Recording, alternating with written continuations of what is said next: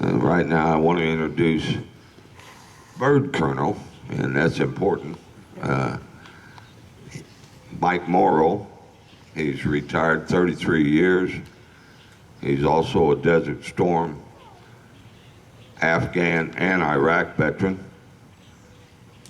He lives in Grafton, and we're proud to have him. And he's also recipient of the Bronze Star Medal. Colonel Morrow.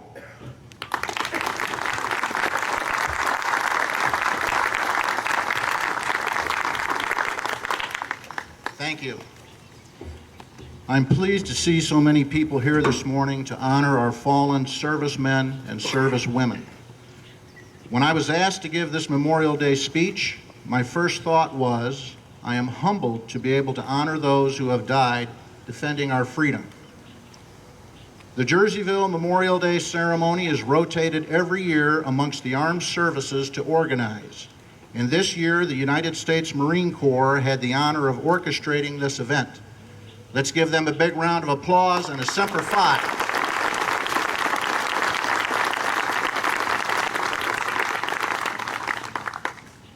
Memorial Day is a day on which those who died in active military service are remembered.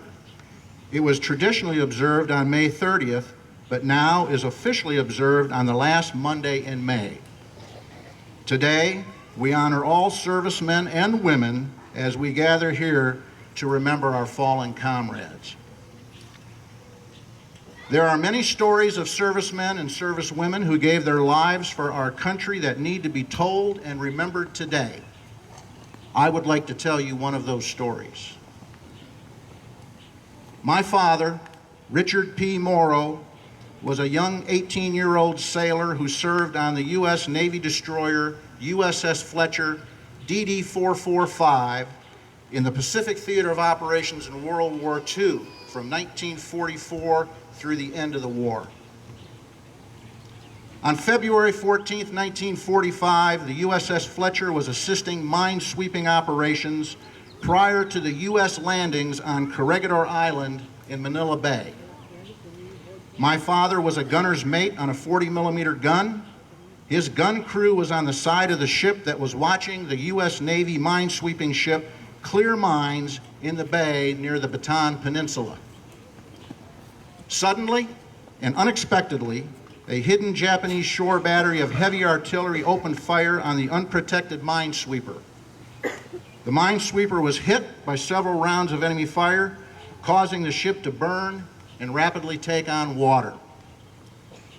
The USS Fletcher immediately went to full power and put herself between the sinking ship and the hidden enemy shore battery.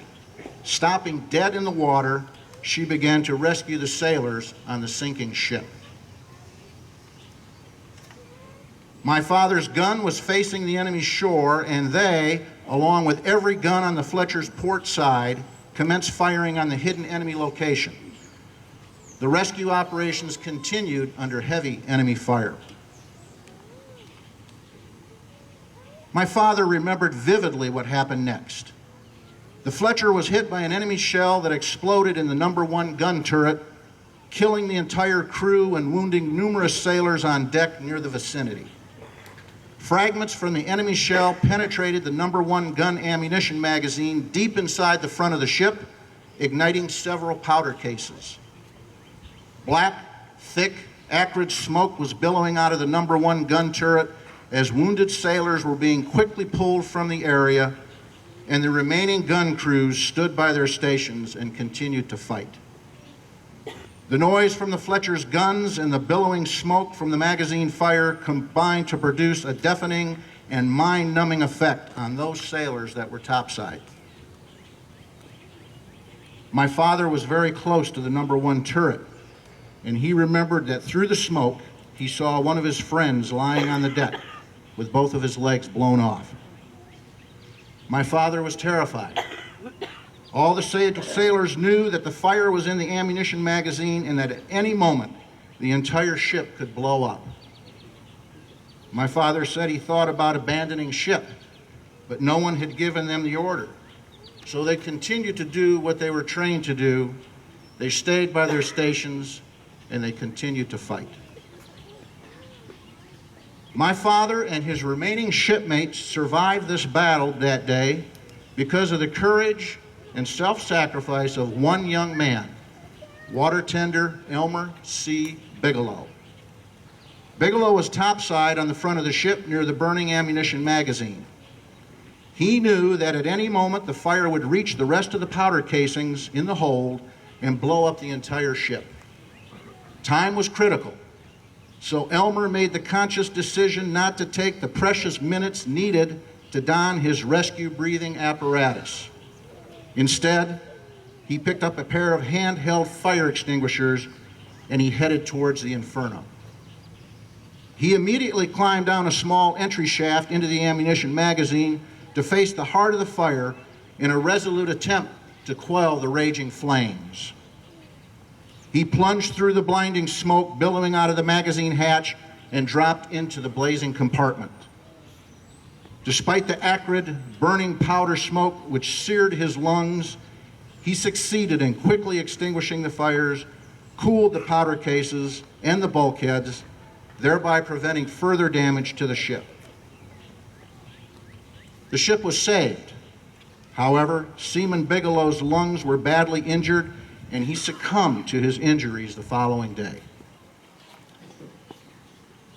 Water Tender Second Class Elmer Charles Bigelow was posthumously awarded the Congressional Medal of Honor for conspicuous gallantry and courage at the risk of his life above and beyond the call of duty. His dauntless valor, unfaltering skill, and prompt action in a critical emergency had averted a magazine explosion, and his heroic spirit of self-sacrifice in the face of almost certain death enhanced and sustained the highest traditions of the United States Naval Service. He gallantly gave his life in the service of his country. This Memorial Day, we are grateful for all our servicemen and servicewomen, and we are grateful for all those brave soldiers, sailors, airmen, and Marines who have made the supreme sacrifice in the service of our nation.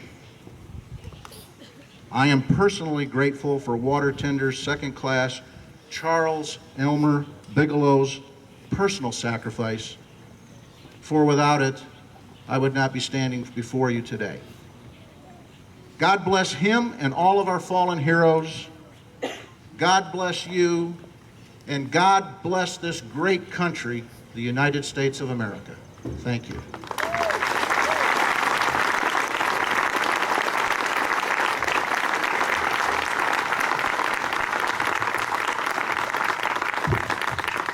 Thank you, Colonel. I forgot to mention that Colonel Morrow will be in Normandy on the anniversary of the D-Day landing, and he will be speaking on the anniversary in Normandy. So have a safe trip, and God bless you, Colonel.